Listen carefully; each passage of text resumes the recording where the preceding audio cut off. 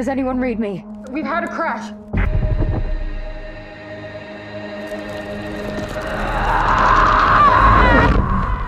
From the moment you decided to pick up that fragment, you thought it was extraordinary.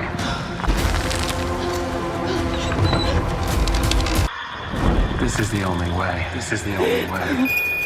In a house in the country, a geologist Abby is hanging out with her elder Beth, her sister. They lost lately, their mom died, therefore they're attempting to help each other emotionally so they can work through their sadness. Something terrible happens when Beth finds that she has a late stage of leukemia. None of the doctors takes her case because there's nothing they can do to help. However, Abby refuses to quit up and hears about a foreign clinic that delivers less ethical therapies. To pay for sending Beth there, Abby has to take a very dangerous job. Sometime later, Abby arrives at the Georgian Caucasus close to the border with Russia. She's been employed by a private metal mining business to look seeking uranium deposits. Her father disapproves of this since he thinks Abby could have a lot greater career than being a company's dog, but she's too desperate to save her sister. She even requests for an advanced payment, but her boss can't pay her if she doesn't locate something. Abby and her coworker Sergey spend several hours searching for uranium to no avail. They're expected to stay in the required location. However, Abby decides to continue her search in the forest. Sergey disagrees and points out that it could be risky, so Abby pulls his gun and orders him to leave without her. There are numerous creepy noises in the woods that make Abby a little nervous at first. Eventually, she calms down when she finds a very unusual piece of black rock. Back at headquarters, Abby runs a lot of tests and notes that the rock's temperature is really high, but she's still unable to identify it. Her delight over this exploration is stopped by a call from her dad,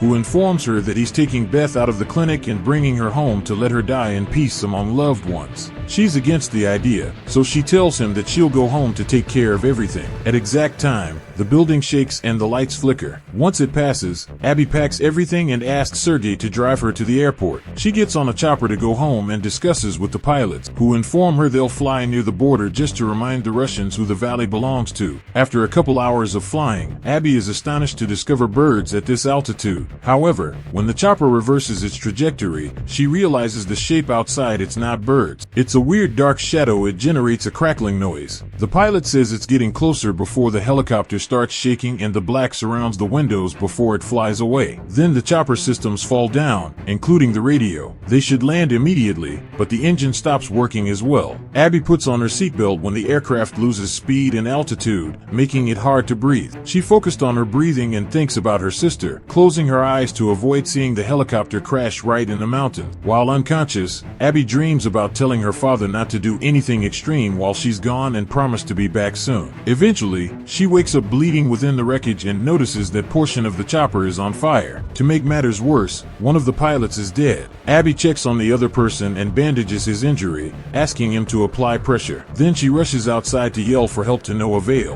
When she returns to the helicopter, the pilot tells her how to utilize the emergency radio, but no matter how many times she tries, nobody picks up her call. Then Abby consults a map and calculates that the closest road is 60,000 miles to the south. She decides to destroy a bunch of boxes and start a massive fire, hoping someone may notice it from a distance. The next morning, Abby discovers the second pilot has also died. She gets a panic attack and cries once she learns she is locked alone in the wilderness. Later, while trying to sleep aboard the chopper, she dreams concerning Beth and her bad health, which awakens her back up. She goes outdoors to stay warm by the fires, yet her fire has gone out. Refusing to give up, Abby grabs every handy object she can locate in the chopper, including a rifle and a flare. Once she's plastered her body in enough layers of garments, she follows a compass to try to find the south road. As soon as she moves away from the helicopter, she hears the sound of radio static. She instantly runs back, but nothing on the chopper is working. When she hears the static again, she realizes it comes from a radio on the pilot's belt. Unfortunately, it runs out of battery when she attempts to use it, so she grabs the helicopter manual to learn where all the wires and chargers are. She leaves the radio charging, and while she waits, she keeps glancing at her mysterious rock. Eventually, the radio works again and Abby makes touch with an American pilot called John whose aircraft also crashed in the region. His legs are trapped and he can't move. Also, his antenna is broken. Abby knows she can fix the antenna antenna to call for aid and asks where he is. So, John explains that he can see a lake. After locating it on the map, Abby starts a new adventure to find him. John continues imploring her not to do it since this is risky occupied region, but she ignores him. While she walks, John interacts with her and asks her about her employment. She's in the center of climbing a hill when she explains that the money is for her sister, so she had to pause and rest to put her emotions together. After John discusses the rare 1-in-a-million chance, Abby gets enough hope to keep her going. As she continues to climb, she thinks of the moment Beth tried to inform her that there was nothing to fight for and how she should move on. Abby tells John that nobody is fighting for Beth, and John believes she's blessed to have such a supportive sister. Eventually, Abby finds a spot so high that she can't climb anymore, which means she needs to go all the way around. As she changes direction, she doesn't notice the black rocks nearby. In the new area, Abby does manage to climb over the hill and enters the forest where she'll be sleeping for the night. John tells her he isn't in pain longer because he can't feel his lower half. Abby lights a fire and makes a hut with some sticks to sleep. Sadly, it starts raining, which puts out her fire. However, Abby feels something warm stirring in her suitcase and remembers the rock. She takes it out and touches it with her bare hand, noticing the surface reacting in an unusual way. John informs her she shouldn't be ashamed of her effort, and Abby realizes he's in the military, so he's talking from experience. In the morning, Abby resumes her trek and reaches a valley blanketed in snow. The breeze is making her extremely frigid and she continues tripping. When Abby finds a river, she stops to relax and refresh her water bottle. A few hours later, Abby discovers that she's surrounded by another mountain range. The map doesn't show any better route, thus she needs to start moving higher. She walks as much as possible and finally she has to try ascending only to plummet quickly. John urges her to go back since she can't save everyone, forcing Abby to go on a rant. She's tired of everyone telling her to quit trying. What she needs right today is reassurance and words of encouragement. A reluctant John says it's her choice and wishes her good luck. Next, Abby pulls off her gloves and starts increasing again. Now she can hold on better and actually make progress. She keeps continuing for a long till she finds a location with nowhere for her foot to grasp. When she notifies John about this, he thinks it's a shame because she was one of his favorites and hangs up. A puzzled Abby tries to call him again to no avail. Afterward, Abby takes out a tool and inserts it into the rock, but it falls when she steps on it. She takes a moment to take deep breaths and think. This helps her remember the mysterious rock. Her mind also remembers the time the doctor told her there isn't such a thing as miracles. However, one is happening right now because relocating her hand is enough to make the rock alter shape. After tying some thread to the rock, Abby sticks it in the mountain wall and uses it as leverage so she can comfortably step on it and ultimately climb the final sector to reach the top. The thread tugs at the rock as she stands up, bringing it back. At that point, she witnesses the weird shadow fly through the sky while generating a crackling sound. Abby takes out a pair of binoculars and detects several lights in the distance, which belong to a military base. She gathers sticks and grass to build a large fire, thinking it may get someone's attention. She also makes an arrow out of rocks to show the direction she's taking. As she goes, a few hours afterward, John reaches her on the radio, saying she has to quit bringing attention to herself. He reminds her that the Russians control this area, so if they notice her signal, they'll go out to murder her, not to help her. This makes her so afraid that she slips down a rock-covered hill and hurts her leg. Tired of John scolding her, Abby shuts off the radio and takes care of the wound. At right moment, she hears some radio static and finds a soldier patrolling the location, so she instantly runs away. Between her injury and the snow, it's really difficult to walk, and she has to utilize a stick for support. After crossing the jungle, she finds some old abandoned buildings and decides to walk inside to both relax and hide. There are lots of damaged goods and even photographs left by families slaughtered during the Russian invasion. After examining every room and every drawer, she finds some things to start a fire and even some moldy bread that makes her gag. With the first medical kit from the plane, she wraps her hands and injects expired medicine into her gut. Before falling asleep, she looks at Beth's picture and thinks about how much misery she must be in. That night, Abby dreams about her joyful days with Beth, but also of her at the hospital. Beth was bored of the clinic and wanted to go home to spend her last days with her family, yet Abby forced her to stay. Before Abby left for her new job, Beth reminded out that she wasn't doing this for her. Abby was doing it for herself. The next morning, Abby wakes up when she hears a radio. She glances outdoors and notices the soldier moving closer, causing her to panic. She runs to block the door and hides under the window while concealing her mouth. The soldier takes a brief glimpse, but luckily doesn't notice her and moves along. While the man is checking the other windows, Abby carefully reaches for her purse using the stick and takes out the gun, only for the magazine to fall out. The noise gets the soldier's attention and he tries to open the door to no avail.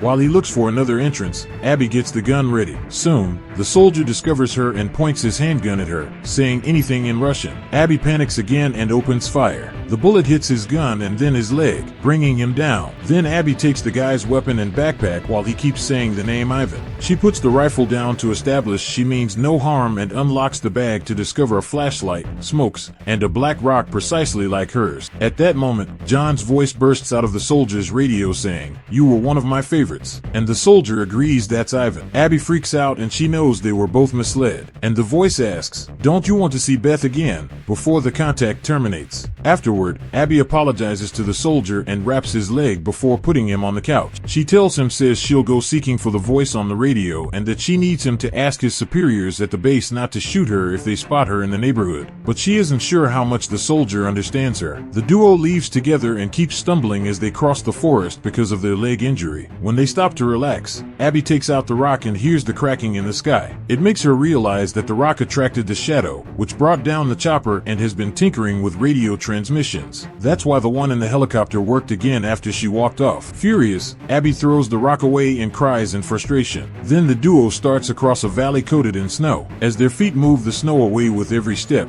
they discover they're walking on ice and this is the lake. Abby keeps a good distance from the soldier, not wanting to put too much weight on the same location that could create the ice to crack. Suddenly, she hears the crackling noise, and when she turns around, she discovers that the person has disappeared. Abby glances around for him, only for the ice to crack under her feet, and she falls into the pit. Luckily, she manages to cling onto the surface, and after tons of struggle, she climbs out. The wind began blowing harder, and soon Abby loses visibility. She yells for help, but never ceases moving. Eventually, she discovers the edge of the trees and the cigarette that the soldier left behind. Too exhausted to do more, Abby removes the soaking garments and climbs inside a sleeping bag, intending to get her body warm again. At that moment, John's voice reappears on the radio, saying that the same happened to him some time ago. An enraged Abby throws the radio aside, but she can still hear John's voice sharing a story. After his plane crashed, John had to see his crew die one by one. His heart slowed down, and he feared it was finished for him, but at the last second,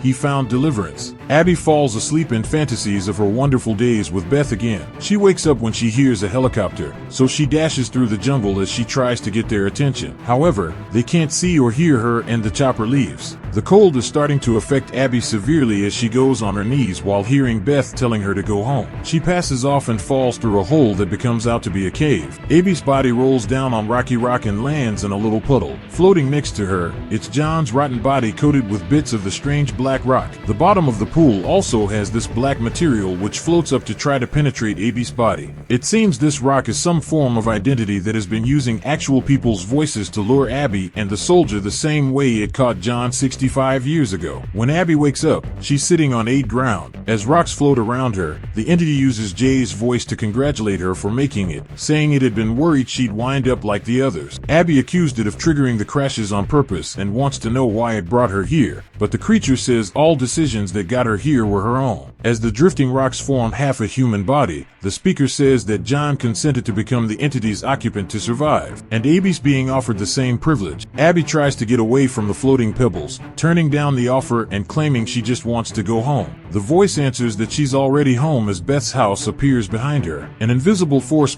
goes inside and she discovers there are masses of black rocks everywhere. The entity tells her she's terrified of death and anxious to conquer it, which she can do if she surrenders to it. Abby goes from room to room hoping to escape the voice and is astonished to find Beth outside. She quickly gets out and Beth holds her hand. Suddenly, Abby wakes up in her sister's home and is shocked to find Beth fully healthy. While the cracking is audible in the background, Abby hugs Beth and cries. However, she has a vision of the hospital and discovers this is all an illusion from the entity. She arrives to deals with the realization that she needs to let her sister depart. So, Abby apologizes to Beth for pushing her beyond her limitations and says her final goodbye. When Abby is prepared to leave the house, the radio with the entity's voice tries to convince her to stay as this is everything she wants. Abby denies it, stating she's learned her lesson. Without death, there's no life. Beth also urges her not to leave. However, Abby unlocks the door. He goes out to the snowstorm, shouting for aid. At that moment, Abby wakes up in the sleeping bag, and she remembers she has a flare. She swiftly ignites it up, and the helicopter comes back to rescue her. For the next 2 days, Abby stays in the hospital healing. When she finally wakes up, she's in an apartment with Sergei and his grandmother. He thinks she should relax, but she wants to go home, so he drives her to the airport. Sometime afterward,